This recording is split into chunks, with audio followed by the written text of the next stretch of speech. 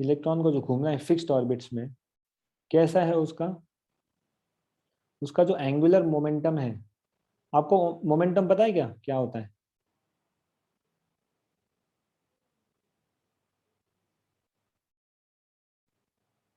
Don't worry, just for information I am telling कि angular momentum is equal to h/2 pi, ऐसा उसने बताया, ठीक है ना। h क्या है? h is a Planck's constant,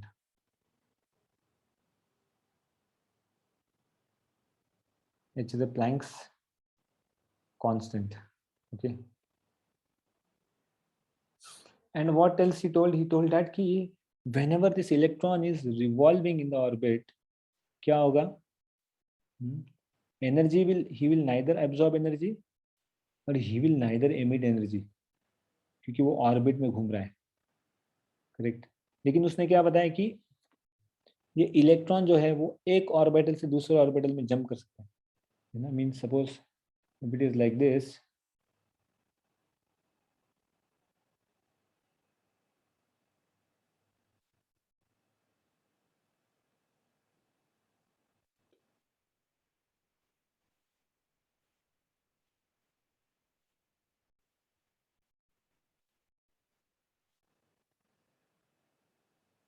correct.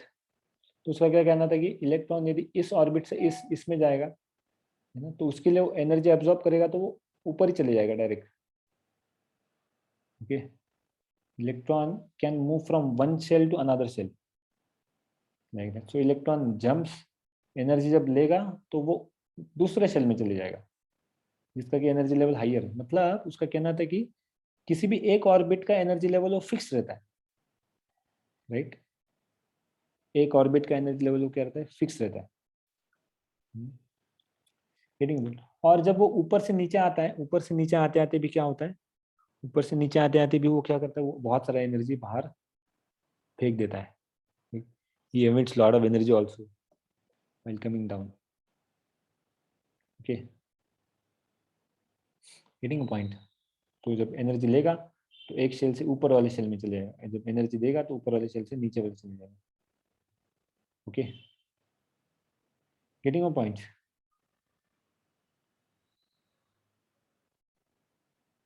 So this is what Bohr came up with,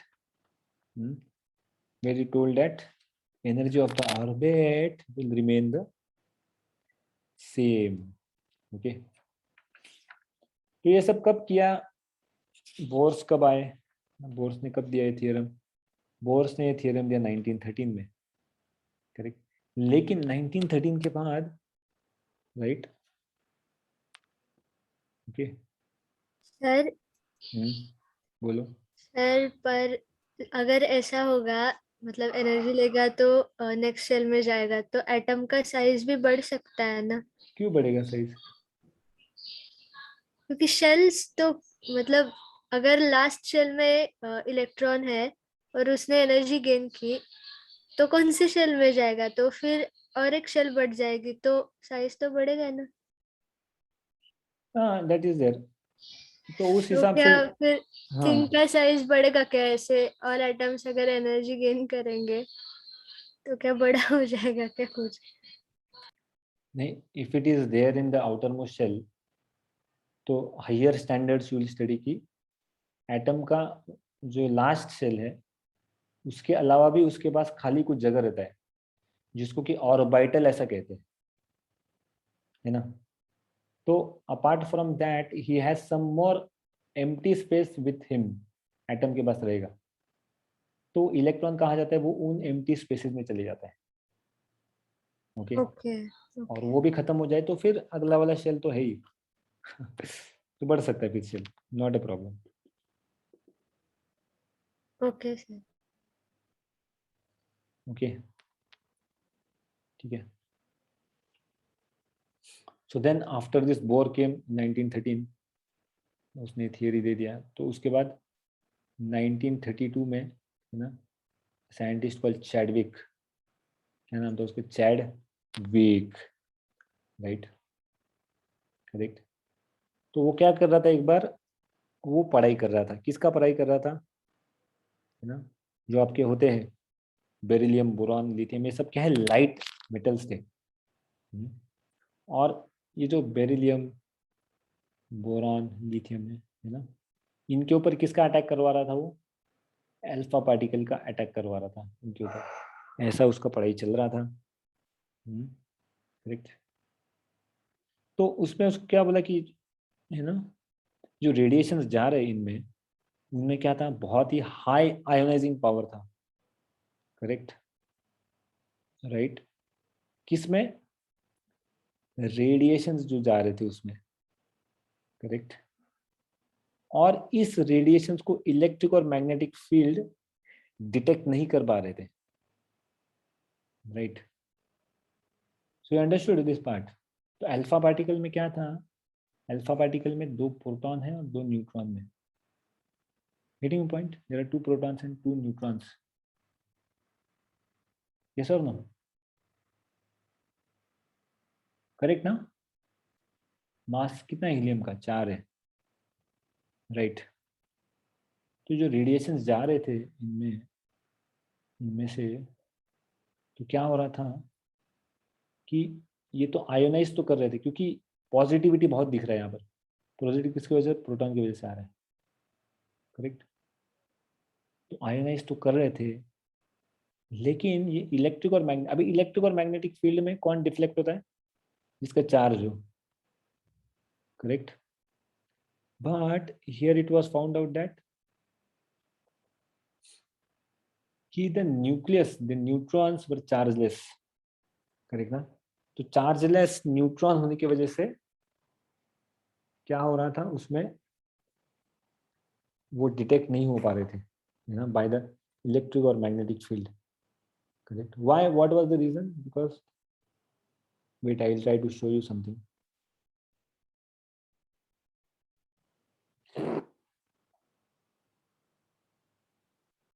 Just a minute.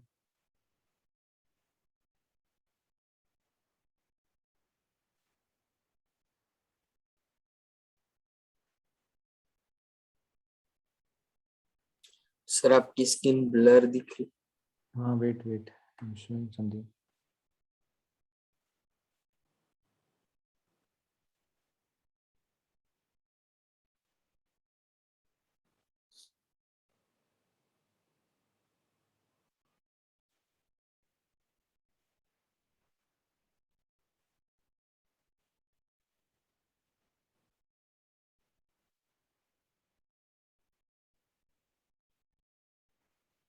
Writing's not that easy.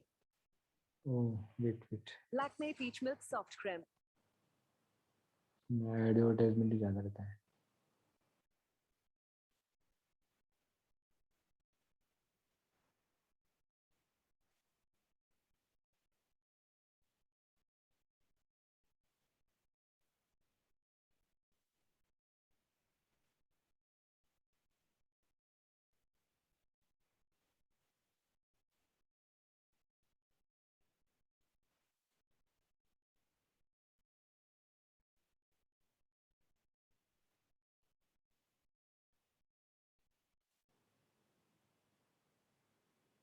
Neutrons were discovered in 19... Yeah.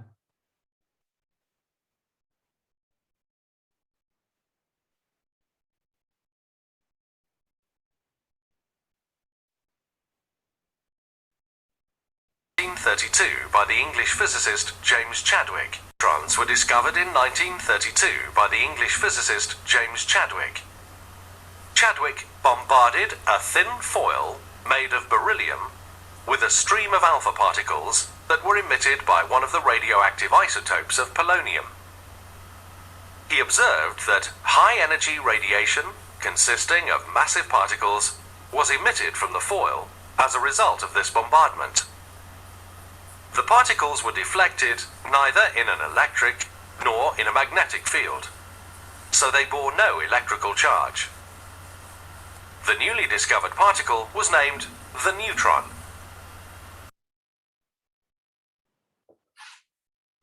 समझ में आई मेरी बात,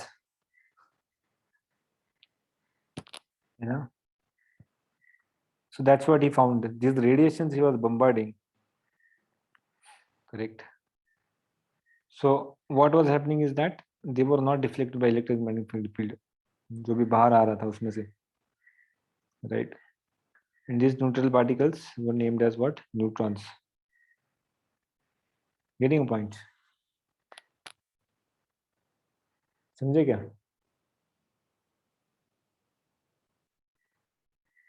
ठीक है, It is remarkable that the neutron was not discovered until 1932. And today's topic is the discovery of neutron.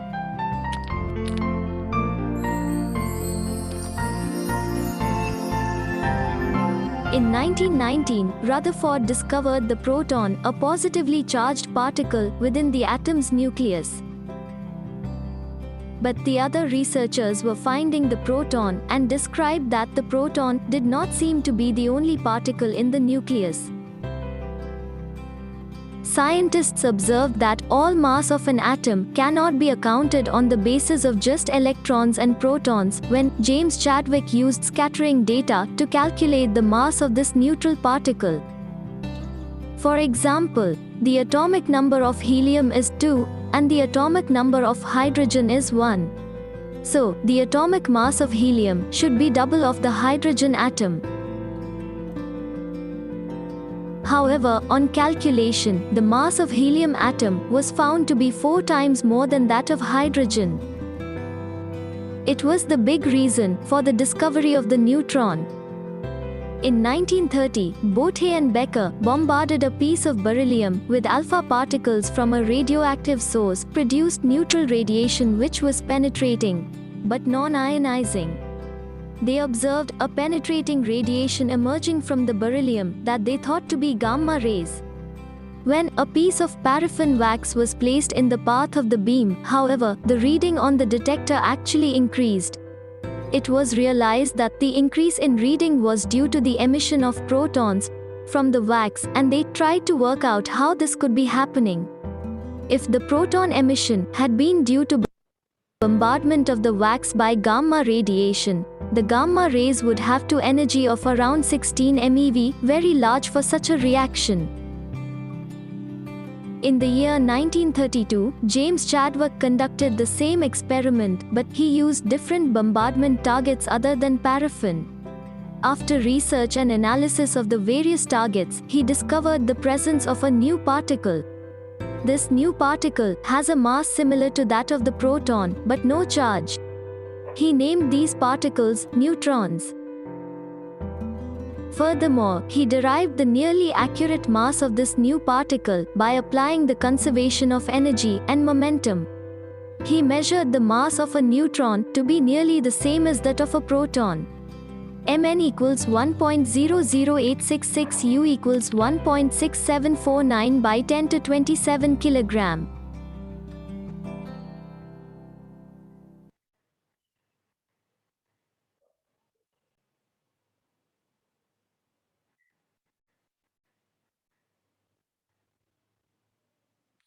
Understood?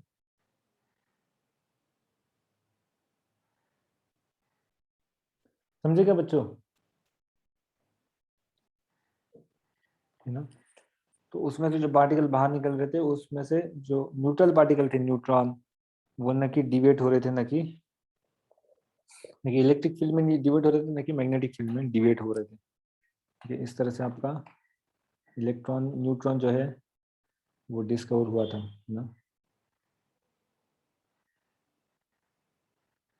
Mass of neutron was how much?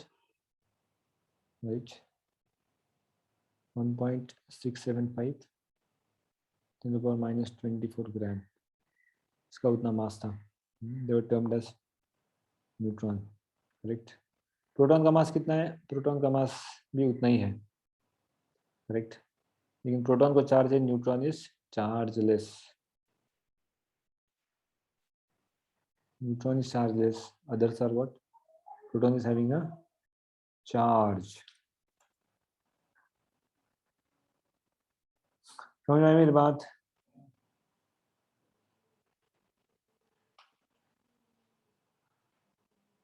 बच्चा कौन? बात समझ में आई क्या? Yes. Okay.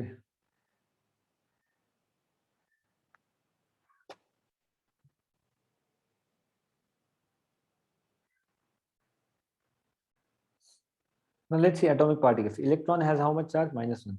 Mass is 0. zero मतलब बहुत ही कम है. लोकेशन कहाँ है? इलेक्ट्रॉन क्लाउड में. Proton mass is how much? +1. Mass is how much? 1. Nucleus.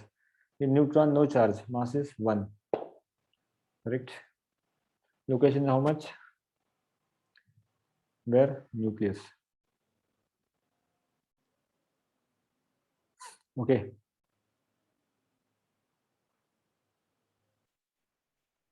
Now let's see what is an atomic number. This is clear? You can take a screenshot. What is the atomic number? Atomic number of an element is the number of protons in nucleus of each atom of that electron. Atomic number of an element is what? Is number of protons in the nucleus of each atom of that element. मतलब atomic number किसके बन आपको पता ही है. Atomic number tells about the number of protons and number of electrons. Correct. So atomic number is basically equal to number of protons and electrons. Correct. So carbon proton कितने हैं? 6 है, इसलिए उसका एटॉमिक नंबर कितना? 6. Right. Phosphorus में कितने proton हैं? Phosphorus में 15 प्रोटॉन है, इसलिए उसका एटॉमिक नंबर 15 है. गोल्ड के में 79 proton.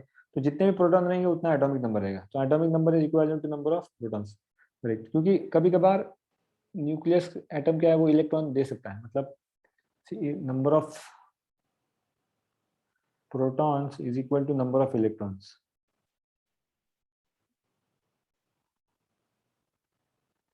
Number of protons is equal to number of electrons. लेकिन कभी कभार इलेक्ट्रॉन छोड़ सकता है बाहर से, या इलेक्ट्रॉन ज्यादा भी हो सकते हैं, कम भी हो सकते हैं. लेकिन प्रोटॉन की संख्या कम ना ज्यादा होगी, वो जैसा का था वैसा ही रहेगी प्रोटॉन की संख्या. समझ में आ रही है मेरी बात?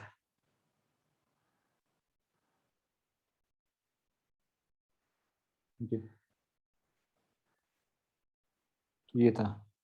ले लिया इसका स्क्रीनशॉट?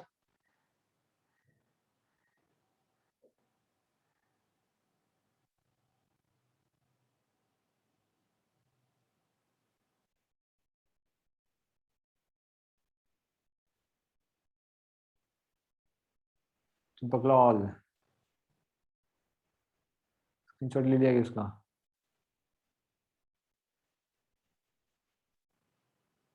चंपक कुछ बोलो बच्चों, आप कुछ बोल नहीं रहे हो.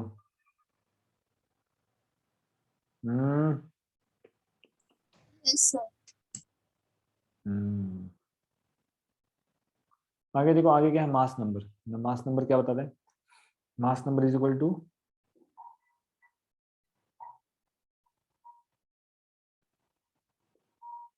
number of protons plus number of neutrons. Okay. तो जो भी है न्यूक्लियस में उसको मास नंबर कहते हैं. Right. Mass number is equal to proton plus neutron, है ना? तो बताओ जल्दी जल्दी. If I have oxygen, correct, oxygen में कितने, ऑक्सीजन का एटॉमिक नंबर कितना है आपको पता होगा? बताओ जल्दी जल्दी. 8. तो उसमें प्रोटॉन कितने हैं ऑक्सीजन में? 8. ऑक्सीजन में प्रोटॉन है 8. करेक्ट. Very good. और इलेक्ट्रॉन कितने होंगे फिर उसमें? 8. इलेक्ट्रॉन भी 8 है. करेक्ट. मास कितना होगा फिर?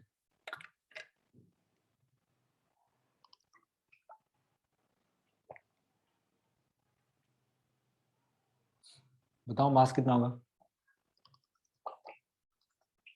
सर 16 होता है, मतलब न्यूट्रॉन भी 8 ही होता है ना, इधर 10 दिया है. ठीक है, हम लोग कर देते वो चेंज. ठीक है. कितना होगा मास बताओ अभी? 16. मास होगा 16. Very good. Now he is giving this randomly. हाँ, तो इसका don't worry this mass, just worry about the calculation. इसका मास कितना होगा बताओ? इलेक्ट्रॉन कितने होंगे इसमें? 33. 33. सेम. मास कितना होगा?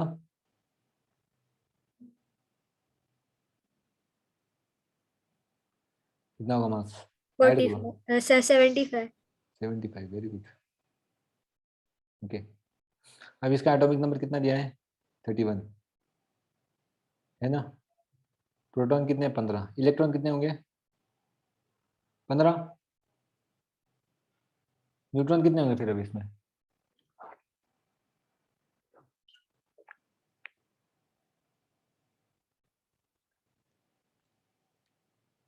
मतलब इसका मास दिया है हम बच्चों, 31 क्या है इसका मास? न्यूट्रॉन कितने होंगे इसमें बताओ?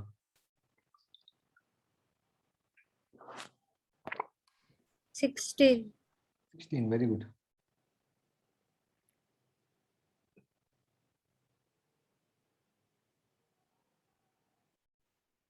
Understood point? ठीक है, यहाँ पर लिख देंगे 16, यहाँ पर लिख देंगे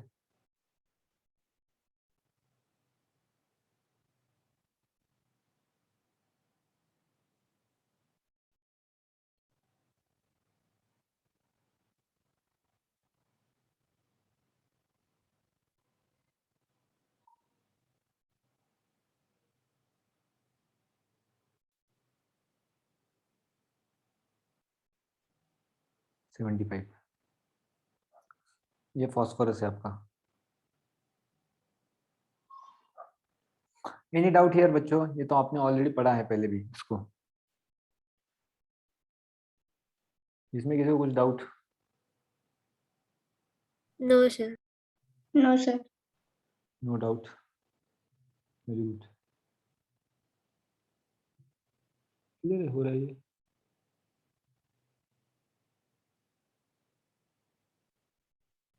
किधर गया अभी?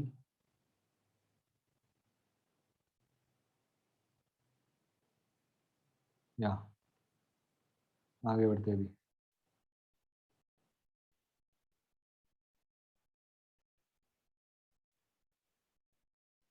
तो these are random numbers, sir, nothing kind of आप बोलोगे।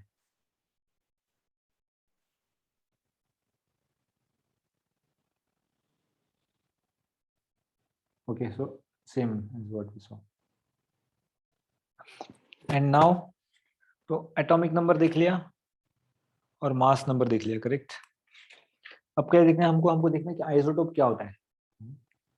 So what are isotopes? Atoms of same element having different masses due to varying numbers of neutrons, correct। Atomic number अभी क्या है? Atomic number isotope means same atomic number but different mass number. Okay, क्या होता है isotopes? Same atomic number and different mass number, ठीक है। अभी hydrogen का आइसोटोप पहला आइसोटोप है, हाइड्रोजन का पहला आइसोटोप, दूसरा आइसोटोप, तीसरा आइसोटोप। प्रोटॉन बने, इलेक्ट्रॉन बने, ओके। तो क्या होगा न्यूक्लियस में इसके?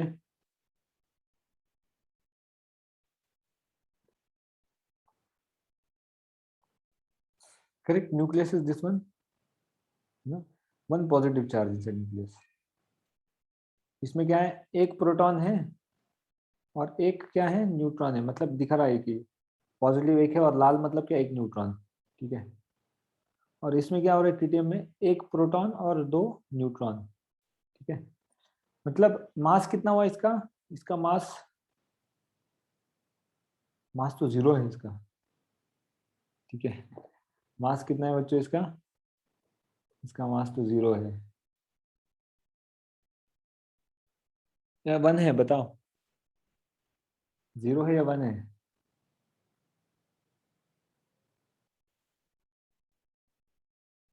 किसी का ध्यान नहीं, सब टाइम पास करे। इसका मास कितना होगा? मास is 1, mass number is 1, mass number is 2 here and mass number is 3 here. So every proton and every neutron constitutes to mass number, right? This mass is 1, this mass is 2, and this mass is 3. Understood? Isotopes same atomic number but different mass number. सबका atomic number 1 है लेकिन mass number सबका अलग अलग है। Is this clear? Any doubt here? Anyone has? No, sir. No doubt. We'll move ahead. Okay. Yellow screenshot.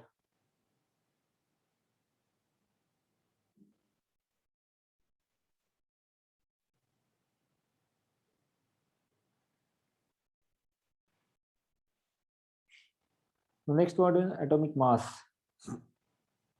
Atomic mass is the average of all naturally occurring isotopes of that element. ठीक है. तो carbon के कितने isotope है? 12, 13 और carbon 12, carbon 13, carbon 14. Okay, that means 6 proton 6 neutron, 6 proton 7 neutron, 6 proton 8 neutrons. Okay, तो carbon 12 कितना found out nature में? 98%. टोटल कार्बन में से कार्बन 12 98.89% है. और कार्बन 13 का क्या है? टोटल कार्बन में से 1.11% क्या है आपका? कार्बन 13 है. और टोटल कार्बन में सिर्फ 0.01% से भी कम क्या है आपका? कार्बन 14 है ना. तो क्या करते हैं जनरली, एटॉमिक मास कैसे निकालते हैं कि इन तीनों को ऐड करते हैं वो लोग. It's all the three. It is average of all naturally occurring isotopes of that element. Correct. All three are added and taken average of.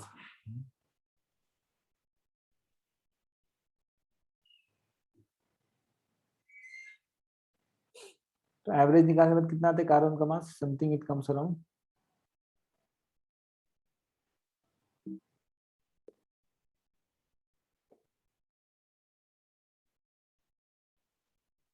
कर गया अभी वो.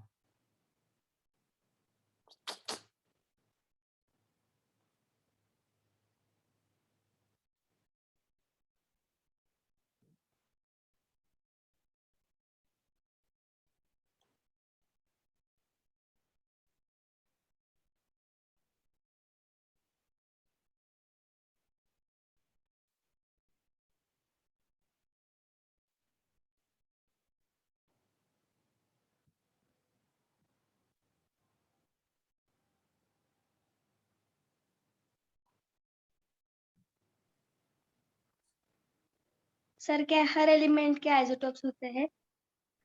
जरूरी नहीं है. Most of them have, not all. Okay. तो ऐसा करके कार्बन का मास कितना आता है? कार्बन का मास आता है 12.011. राइट. कितना आता है इसका mass? 12.011 is the mass of carbon. It comes out to B.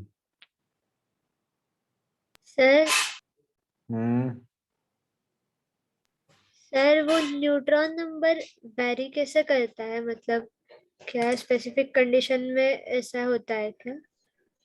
नहीं, वेरी करता है मतलब ऐसा न्यूट्रॉन बना ही वैसा है कि उसमें 6 प्रोटॉन 6 न्यूट्रॉन है, और अलग वाला वो बना ही वैसा है, उसमें 6 प्रोटॉन और 7 न्यूट्रॉन है. करेक्ट. तो न्यूक्लियस अलग अलग तरीके से बन सकता है. कभी उसमें सेम रह सकता है, कभी उसमें थोड़ा बहुत वेरिएशन रह सकता है, कभी उसमें बहुत वेरिएशन रह सकता है. So it will very accordingly. Getting a point. It depends on how it is made up. Naturally it is present. What we can do for that. Okay.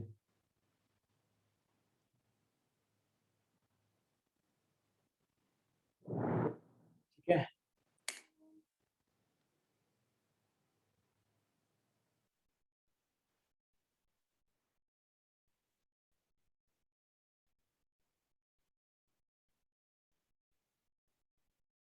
किसी कुछ पूछना है?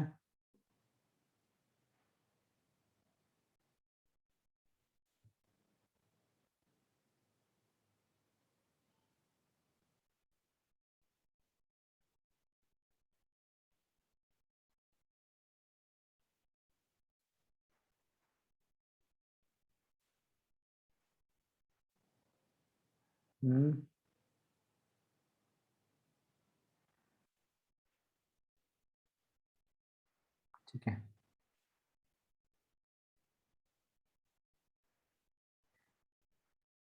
हमने देख लिया आइसोटोप्स क्या होते हैं बच्चों. ठीक है.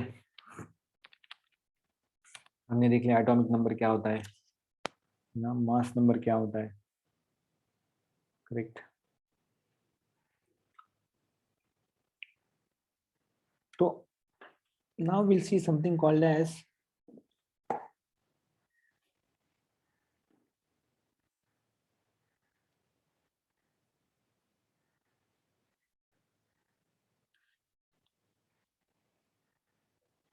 isotones.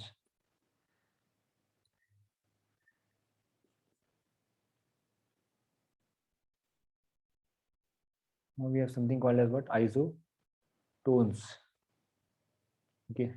आइसोटोप तो देख लिया जिसमें क्या था, same atomic number and different atomic mass. लेकिन आइसोटोप में क्या होता है अभी, आइसोटोन में क्या होता है,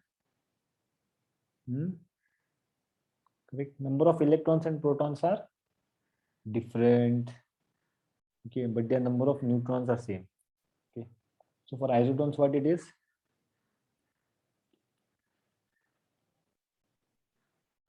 number of electrons and protons are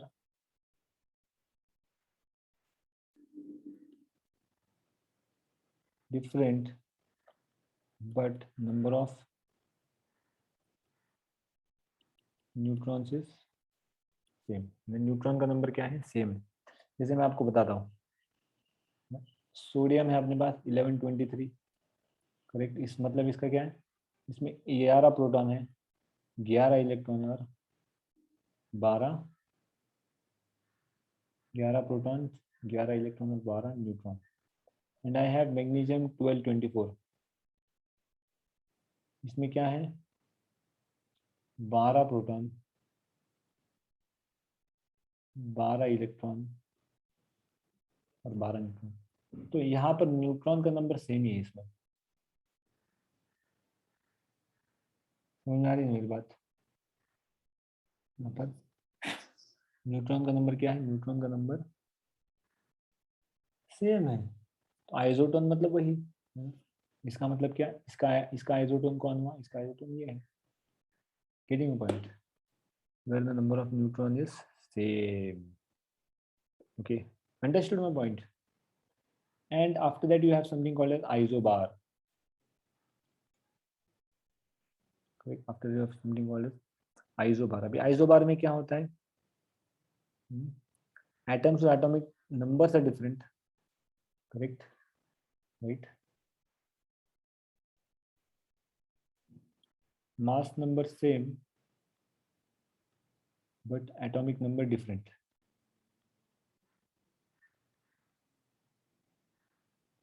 correct, mass number क्या है, सेम है, लेकिन atomic number क्या है, डिफरेंट है।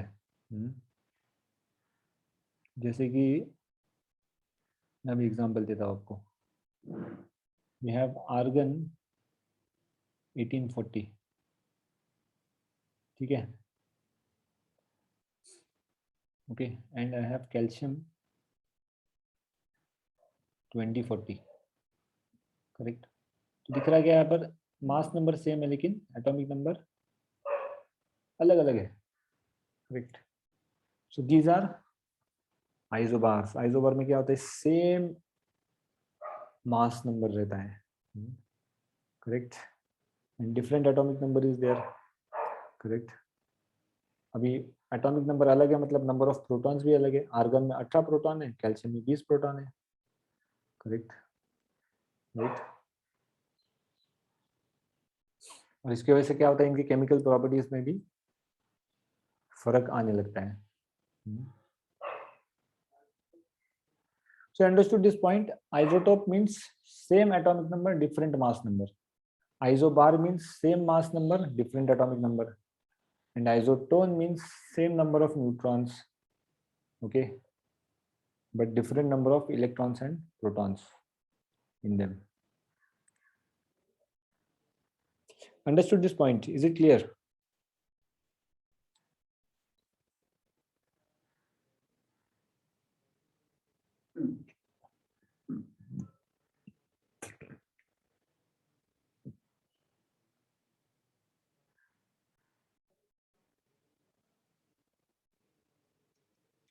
कुछ ये बात समझ में आ रही है क्या मेरी? Yes sir.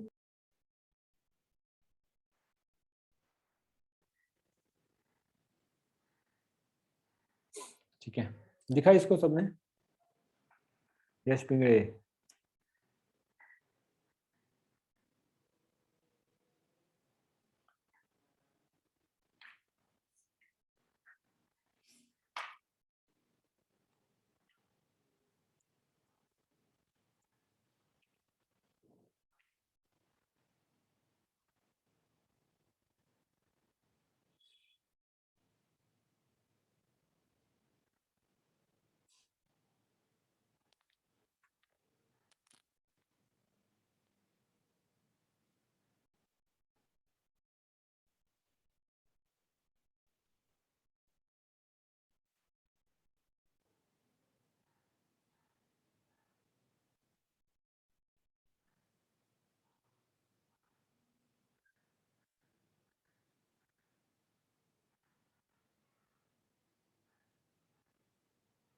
ठीक है, आगे बढ़ते हैं अभी।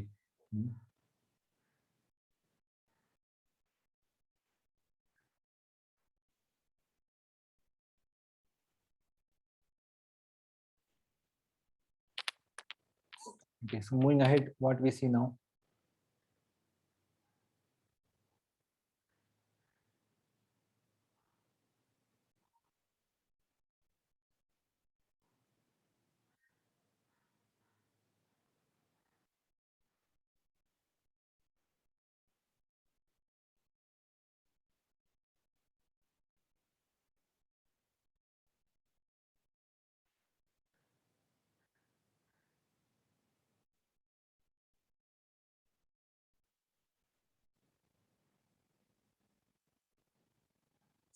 करेक्ट, यहाँ पर न्यूक्लियस होता है बच्चों,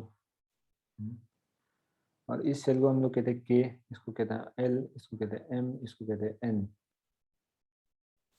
this is first shell, second shell, third shell and fourth shell, correct? So we just see that shell number, correct? If I have K, L, M and then N, तो कितने electron maximum बैठ सकते हैं इसमें?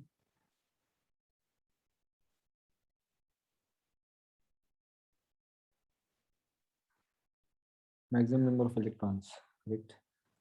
How to find out? ये है first shell, ये है सेकेंड सेल, ये थर्ड सेल, फोर्थ सेल। क्या होता है फॉर्मूला इसका? इसका फॉर्मूला होता है 2n square, is nothing but 2 into 1 square which is 2। n क्या है? n is shell number, okay. 2n square, इसका क्या आएगा? 2 into 2 स्क्वायर, मतलब कितना आएगा? 8। इसका 2n स्क्वायर कितना आता है? 2 into आता है 18।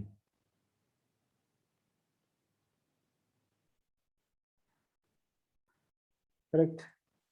तो हर सेल का एक कैपेसिटी होता है, तो k में कितने बैठ सकते हैं मैक्सिमम? 2, l में 8, m में 18 और n में टोटल कितने बैठ सकते हैं? Total 32 electrons can fit in that, correct? Okay, इन सबको क्या कहते हैं? इन सबको हम लोग कहते हैं orbit, okay? Getting a point?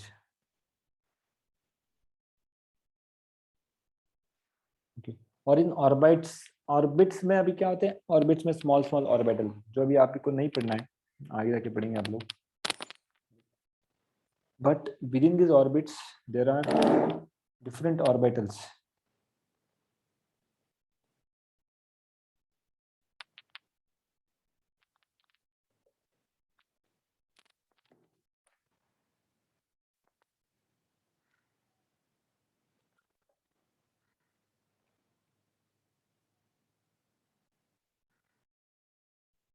Correct?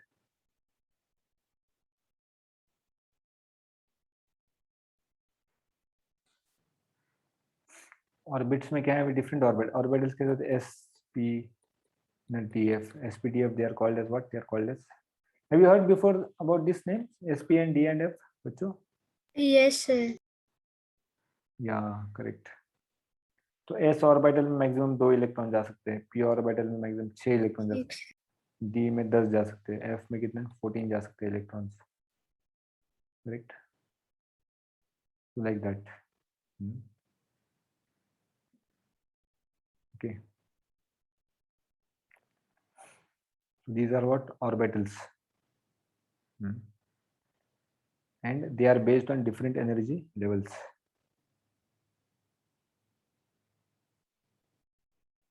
ठीक है,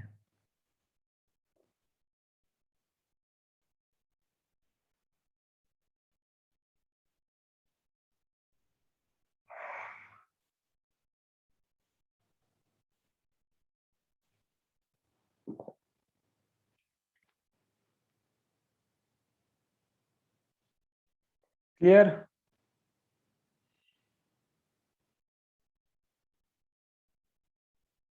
Yes, sir. Good.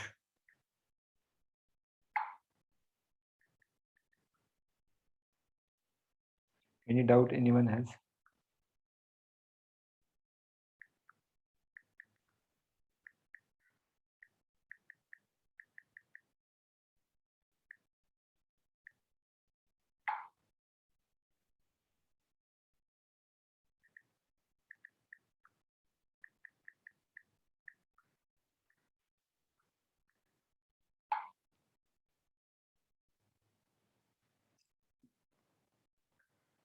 Okay,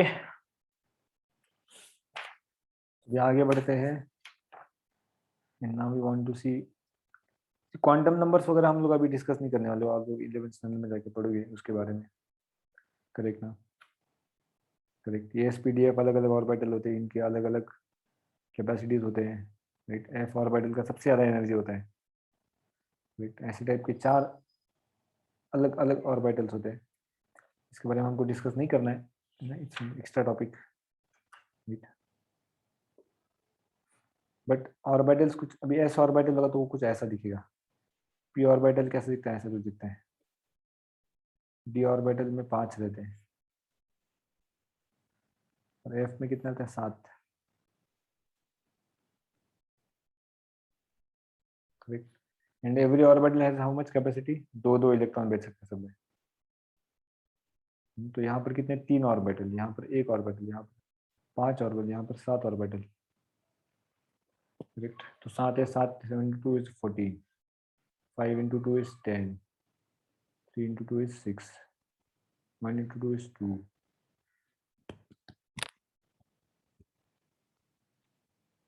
getting a point?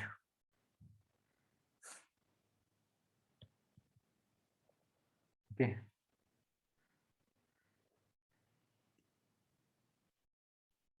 आगे बढ़ते बच्चों, अभी नेक्स्ट पेज पे जा रहा हूँ मैं।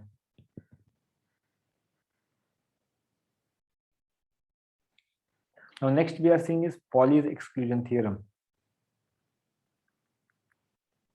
Pauli's exclusion principle।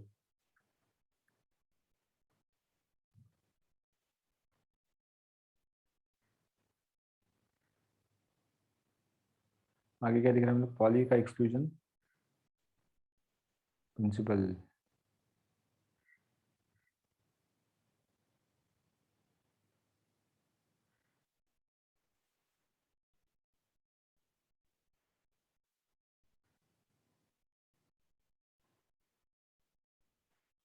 Correct, we are next seeing the Pauli's exclusion principle, है ना। तो पॉली ने क्या बताया, पॉली जिसका नाम था, what he said was that कि कोई भी 2 इलेक्ट्रॉन जो रहेंगे, है ना, वो ऐसा अलग अलग नहीं रहेंगे, correct, they will not remain kind of what, उनका एनर्जी लेवल सेम नहीं रह सकता, करेक्ट। और जो 4 क्वांटम नंबर देखे हमने, है ना, क्वांटम नंबर्स क्या थे, एन, एल, एम और एस, करेक्ट, किसी का भी सेम नहीं रहता है। Means you wanted to say that an orbital cannot have more than 2 electrons, correct? Cannot have more than 2 electrons. Okay.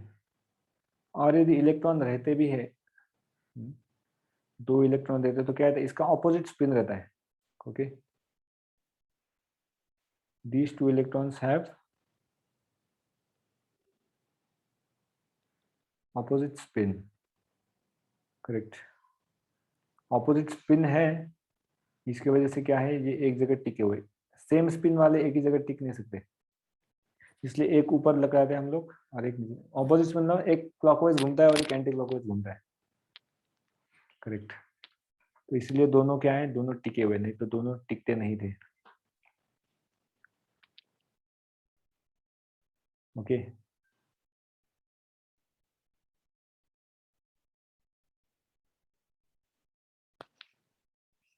Getting a point? लिख लो इसको, राइट दिस डाउन.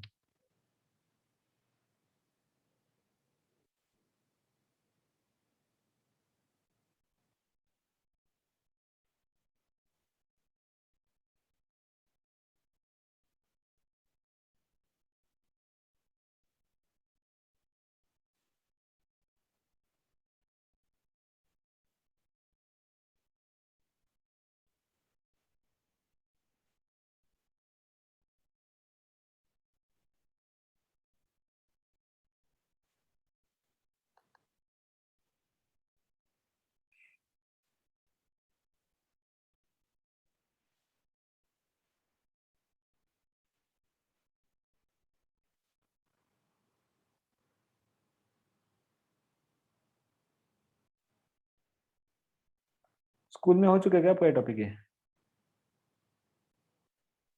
नहीं सर.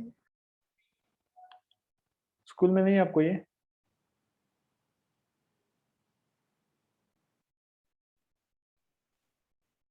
मतलब ये नहीं है कॉलेज, ये प्रिंसिपल और वो नहीं. कौन सा नंबर का चैप्टर है आपका 9 टेक्स्ट बुक में? होगा शायद, बट सिखा के नहीं हुआ है. Okay okay okay. नहीं नहीं, लेकिन एटॉमिक स्ट्रक्चर का टॉपिक चैप्टर नंबर क्या है आपके टेक्स्ट बुक में?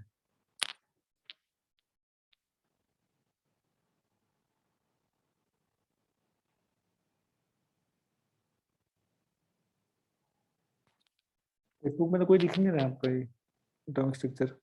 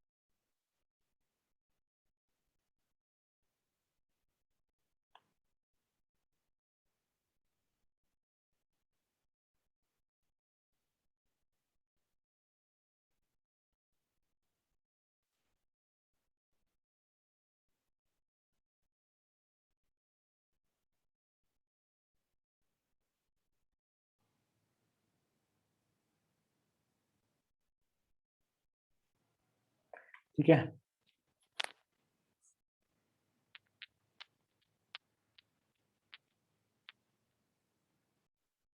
That's what we wanted to see in atomic structure. So we have done isobars, we saw mass number, we saw atomic number, we saw isotopes, correct?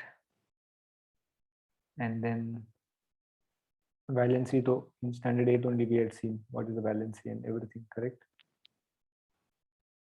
What are neutrons? Bohr's model we saw. What are drawbacks of Rutherford? That we saw. Rutherford's model we saw. Thomson's model we saw, correct? We saw that there are different kinds of, right? So we are now done with this chapter in atomic structure. Other details are not required for us to understand. Okay. But now till whatever we had studied, is there any doubt anyone is having?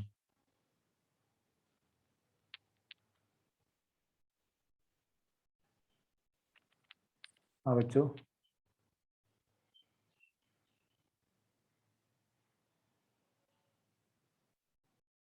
any doubt anyone has till now?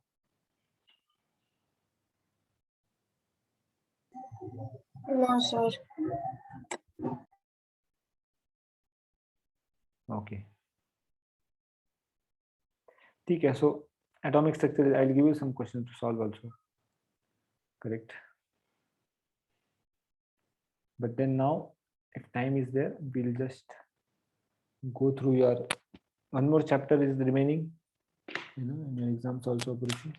कौन सा chapter बचा है अपना? Right. The chapter which remains with us is your substances in common use. Correct, no? This also topic is there for your homeopathy exam. Right, substance in the common use. ये हो गया आपका school में पढ़ा के?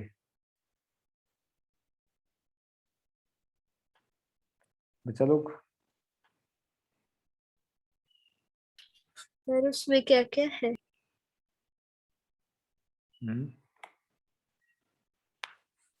Substance common use mainly deals with what all substances are there, है ना? Day to day life में क्या क्या हम लोग salts इस्तेमाल करते हैं? What are radioactive substances and some chemical substances which we use in our day to day life. Correct. तो बस उसके बारे में डिस्कशन है.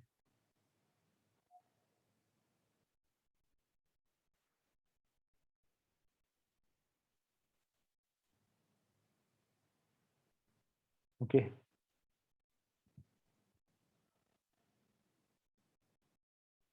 Just like you have salt, है ना? तो salt कहाँ इस्तेमाल होगा salt, right? So all those things we have to discuss in that.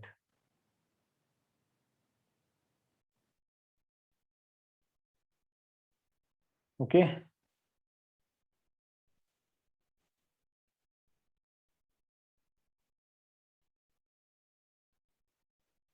Clear?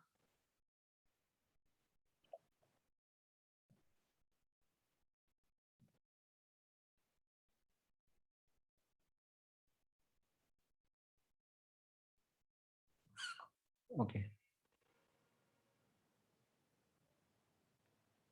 So let's begin now. We'll try to understand some introduction to this topic. Okay. So here what we want to see is that कि अपने दिनचर्या में कौन से ऐसे substances है जो उसका हम इस्तेमाल बार बार करते हैं, क्यों करते हैं इस्तेमाल करते, और या फिर कौन से सब्सटेंसेस है, right, scientific point of view से जिसका कि इस्तेमाल होता है. तो जैसे देखा जाए हम लोग तो बहुत सारी चीजें दिन ब दिन इस्तेमाल करते होंगे, है ना, और पहले भी हमने इसके बारे में कुछ कुछ देखा हुआ है. जैसे कि हम लोग नमक इस्तेमाल करते हैं, करेक्ट, साबुन इस्तेमाल करते हैं, टूथपेस्ट इस्तेमाल करते हैं, है ना, पानी का इस्तेमाल करते हैं, दूध, दही, करेक्ट, आयरन, है ना, वॉशिंग पाउडर का इस्तेमाल करते हैं. तो बहुत सारी चीजें इस्तेमाल करते हैं, लेकिन इसमें से हम लोग अभी सिलेक्टिविटी करने वाले हैं कि हम लोग क्या कर देखने वाले कि important salts in daily life.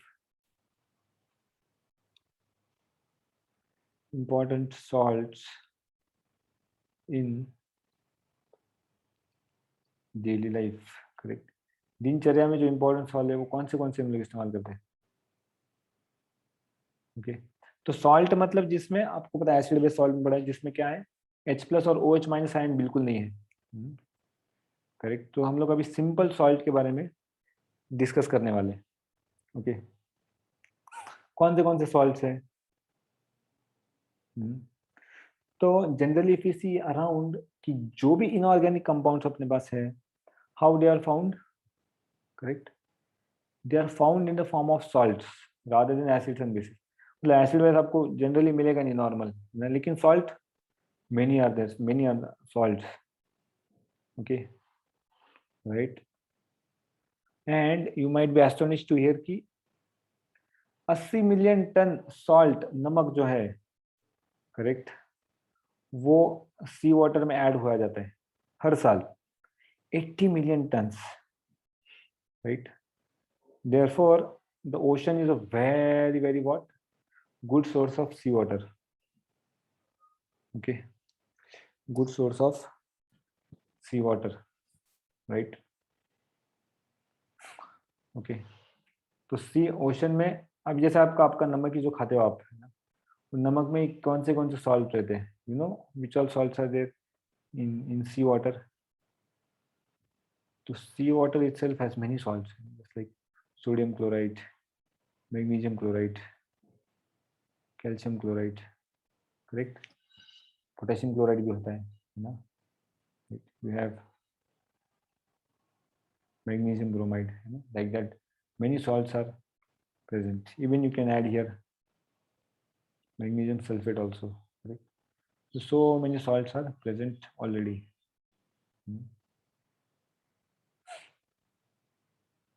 Correct. तो सॉल्ट क्या है? सॉल्ट इज न्यूट्रल, एसिडिक और basic? Tell me what it is.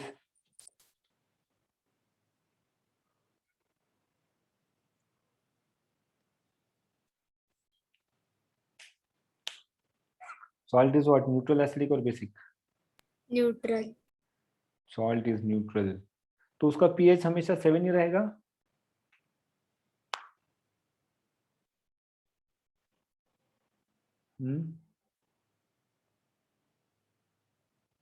उसका पीएच हमेशा क्या रहेगा? 7 ही रहेगा क्या सॉल्ट का?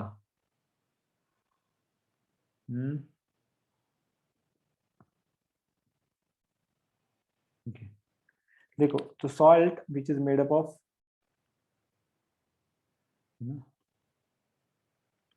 Strong acid plus strong base, correct? उसका पीएच कितना? PH is 7. If salt is made up of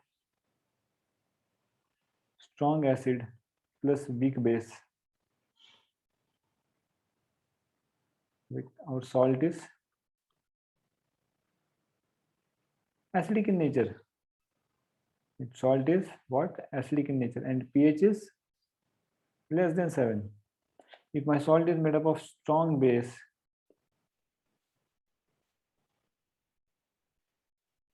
plus weak acid, correct? Salt is what? Salt is basic in nature and pH is greater than 7. Understand point?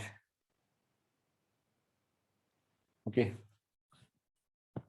getting my point?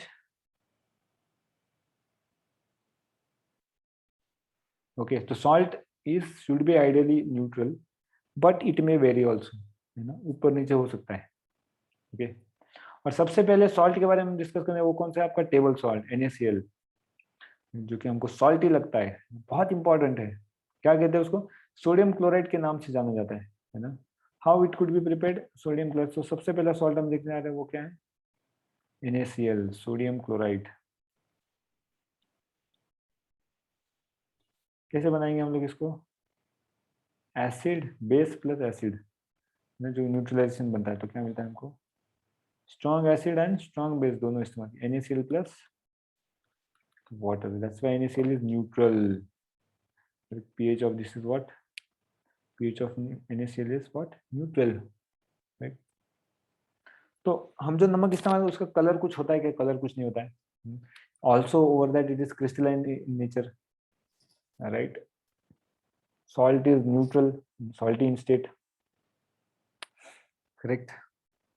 और उसके बावजूद आपका जो salt है उसका हम लोग electrolysis भी कर सकते हैं, है ना? इलेक्ट्रोलिसिस से हमको हाइड्रोजन गैस भी मिलता है, right?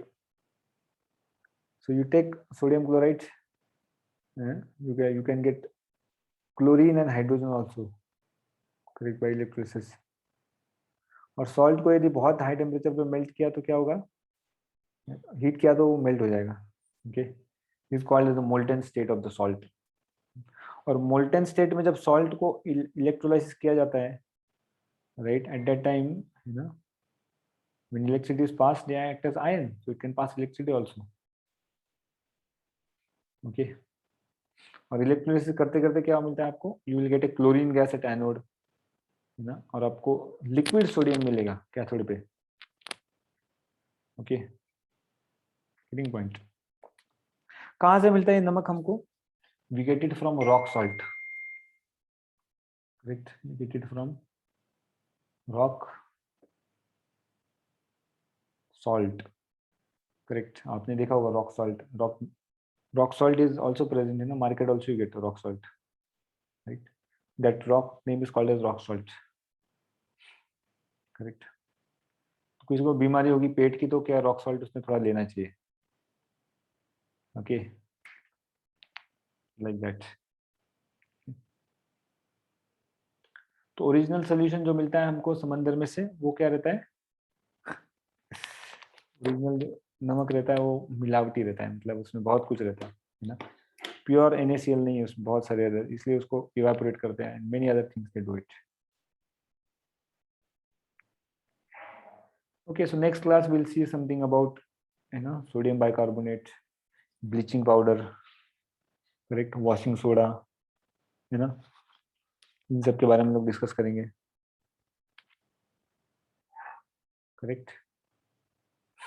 And then we'll move on to soaps. Soap के बारे में डिस्कस करेंगे.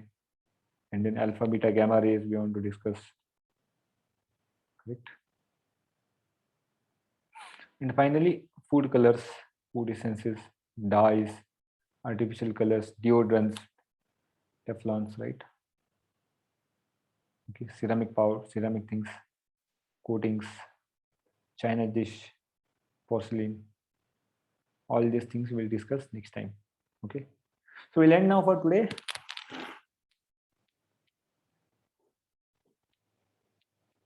And we'll meet next time. ठीक है,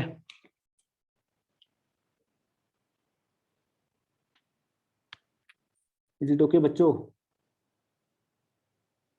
Yes, sir. I'll send you the homework, but you study now, your homework exams are approaching. ठीक है, okay, so thank you very much. We'll stop now, I'll end the meeting. Thank you, sir. Bye. Okay, yeah, bye bye.